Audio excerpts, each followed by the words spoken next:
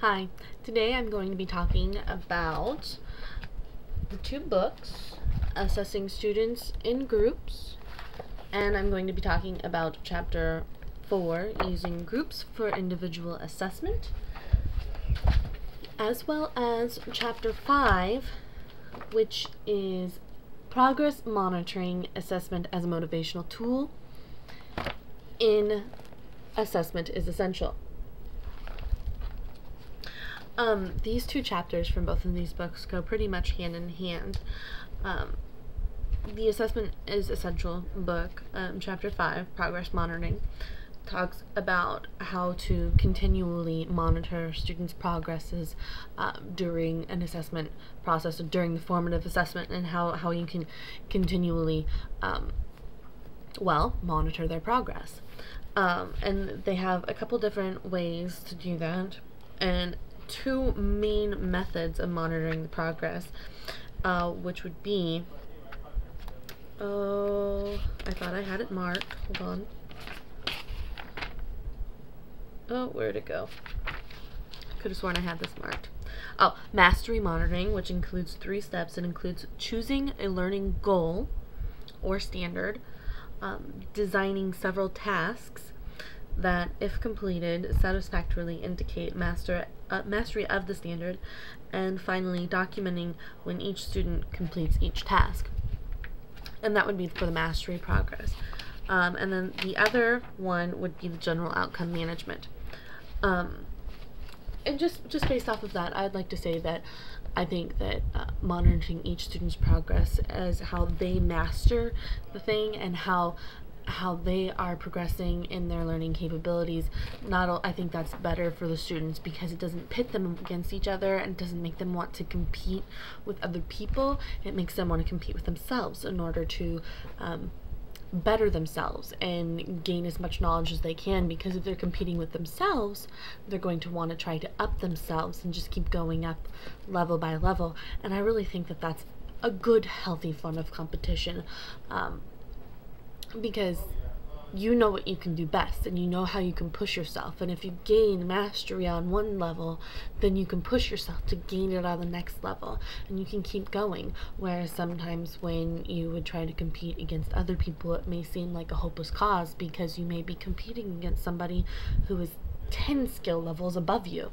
and that can lead to kids giving up and not wanting to put forth their best effort, because they're automatically setting themselves up for failure, or they think other people are setting themselves up for failure, which is why I like the fact that mastering the goals and evaluating the students based off of their progress and their own mastery of those goals is a good thing. And then how it ties in, how these two books tie in together, is in Assessing Students in Groups.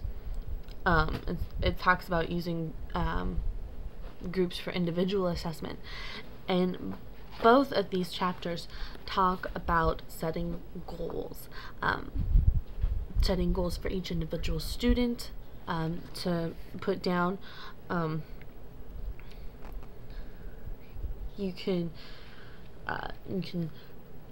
in this chapter, and the chapter talks about preparing for tests in groups, so studying together, but yet you would take the test individually, and so then that's how you can basically assess from a group, from what they're taking about, and then you can talk about retaking the test in a group. So it's basically, you get to study it together in a group, then you separate for one moment to go ahead and individually assess every member of that group, and then they would get back together to retake the test as a group, so that they can see how the cooperative learning works for them. And then and I think that's a really good idea. I mean, I wouldn't do it for every test. I think maybe for like a small unit test or something, or maybe even your, oh goodness, to figure out what they know already, your diagnostic assessment. I think that would be a good place for that, to go ahead and have students sit down and talk for a little bit in their groups to figure out what, to talk about the upcoming material and see what they know and everything, and then go ahead and split up and kind of assess them individually and see what they know on their own and where the group led them. And then after that, having them go back together in the group and having them discuss it in the group and figure out, well, why did I get this question wrong? Why is it this and not this? I think that would be a really good way to kind of see where everybody is standing in certain areas. And I think that that would be a good way to go ahead and use that method in the diagnostic assessment. But then but using that as a way in the formative assessment, I would say it would have to be something where it wouldn't be a test that would count for a lot of the grade. I would say not test-wise, but maybe homework-wise. Get together, talk about stuff, and then have a homework assignment, and then have them come back and grade it, and then have them go ahead and get back together and work with that in their groups, to go ahead and see if they could up their grade a little bit or whatnot. But I really don't think the test method would work the greatest for that in the formative assessment. Tests, diagnostic, yes. Formative tests, no. Probably like homework or a project or something.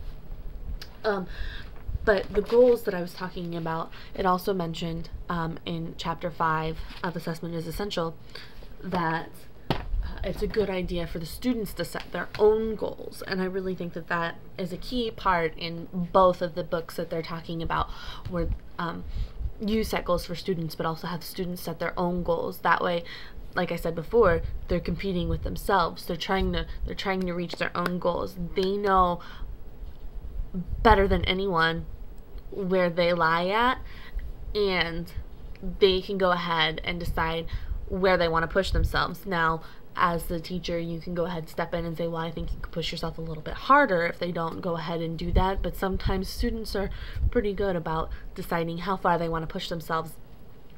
And so I really do think that having students set their own goals, and like they said in the book, that if they have the students set their own goals, type them up, and then maybe have them sign the goals so that it's more of like a binding document. Oh, you can't see my air quotes.